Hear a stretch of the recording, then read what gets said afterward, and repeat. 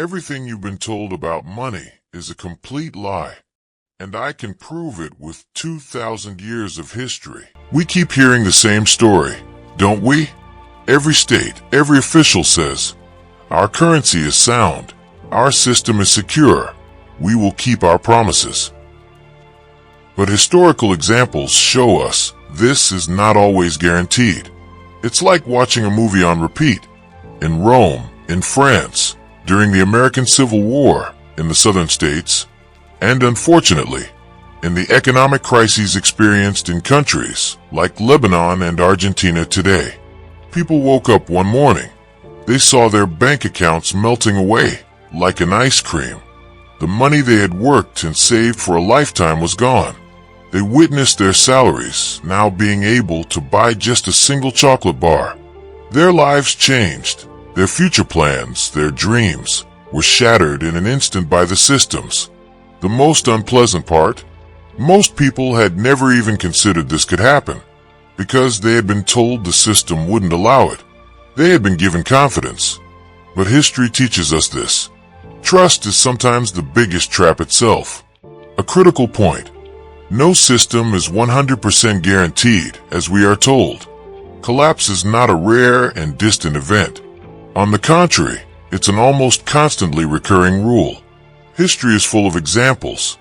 The question we should really focus on is not, when will the system collapse? The most important question is this.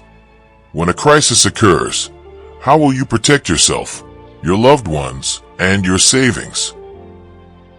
The biggest mistake we all make is getting caught up in this illusion of believing in the system. The fallacy of seeing the paper money in our wallets and the numbers in our bank accounts as a real shield. Paper money is not a permanent asset. What we call money is essentially a shared trust agreed upon by the world. And the most terrifying part is this. This trust is a fragile piece of glass. It can be shattered overnight by a rumor or by a crisis. Reading historical events doesn't just mean knowing the past. It means knowing survival skills. Every event leaves behind clues, lessons, and warnings, showing which assets endured and which turned to dust. This video is prepared solely for historical and educational purposes. It does not contain investment advice in any way. Please seek expert opinion before making decisions regarding cryptocurrencies or other financial instruments. If you look carefully at these lessons, you will clearly notice this. The survivors of disasters are not the ones who believed the most, trusted the most, who said everything is fine. The survivors are those who managed to doubt, to question, to say, I wonder if it could happen. They are the ones who spot the first crack in the castle wall, where it seems the strongest. Let's clarify what I'm saying. For example, the Byzantine Empire. It is the Eastern brother that managed to stand for 1,000 years after the fall of Western Rome, known by all. The most important coin of the Byzantine economy was a coin called the gold solidus. This gold coin was considered solid and reliable by all merchants. It was valid from Europe to the Middle East, to Asia, known as the equivalent of today's US dollar. It was accepted without hesitation. The most authoritative currency of the medieval world. It is even considered the first global reserve currency. But where is it now? Apparently, not having learned from the dead ends Rome experienced with its silver denarius. The empire reduced the amount of silver in the coins, and their value was lost. The last examples were a piece of tin coated with silver. We had seen this story before. The same mistake was repeated centuries later. This time with gold. In the Byzantine Empire, they secretly began to reduce the purity of the gold. They put cheaper metals inside the coin. At first, no one noticed. Later, trust disappeared. People understood the situation. The cement of its trade, that famous Mediterranean coin everyone trusted, suddenly became a lie, a deception. Adding worthless metal to the coin also destroyed its reputation. The Byzantine economy lost its tremendous stability. What did the people do?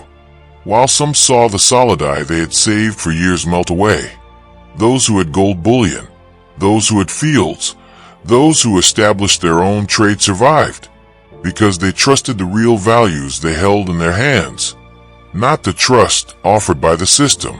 So what held on in the chaos? The government's promises? Byzantine edicts? No, real gold.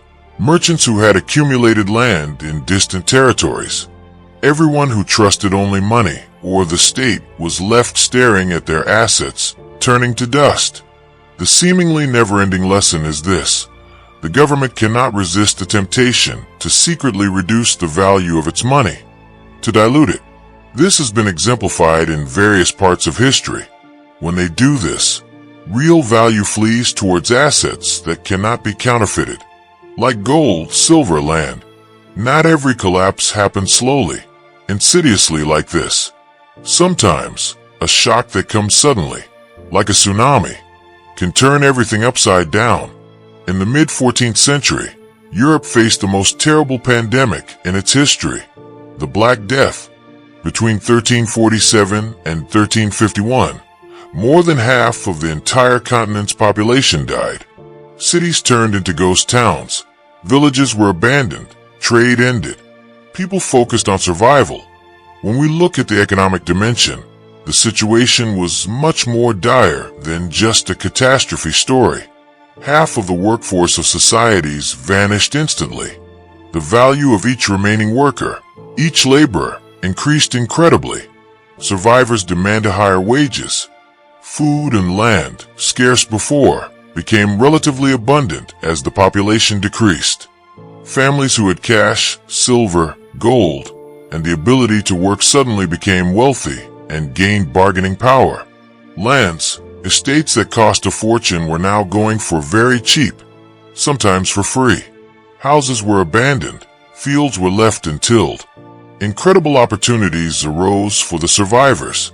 If you remember what we felt during the COVID-19 pandemic in 2020, everyone feels like this. It feels very familiar. Supply chains broke. Governments struggled to keep the economy afloat. They had to print trillions of dollars, euros. A wave of inequality formed. Those with cash, liquidity, began making investments. Stocks, houses, lands, businesses were snapped up. People living paycheck to paycheck were plunged into deep poverty.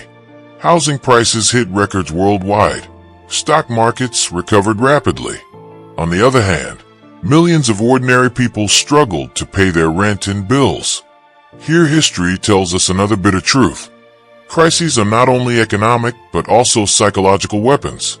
Whenever people panic, whenever they despair, someone turns this fear into an opportunity. This is not only a profit opportunity, but also a power transfer. Because fear pushes people to surrender, and those who surrender are doomed to lose everything. Psychological weapons. Whenever people panic, whenever they despair, someone turns this fear into an opportunity. This is not only a profit opportunity, but also a power transfer. Because fear pushes people to surrender, and those who surrender are doomed to lose everything. What history shows us here is very clear. Pandemics or disasters, no matter in which era, redistribute wealth. This is a rule. The workers and peasants who survived the Black Death used their labor to climb the social ladder. Investors who survived COVID and had cash reserves bought properties, stocks, and businesses cheaply. Unfortunately, the lesson is not comforting. A truth that will hurt. Crises reward those with cash reserves. A cruel balance punishes those without cash reserves. Pandemics, external shocks can quickly turn the economy upside down. The collapse of banking in Renaissance Florence tells a vital truth. No one is too big to fail. Massive institutions can collapse one after another.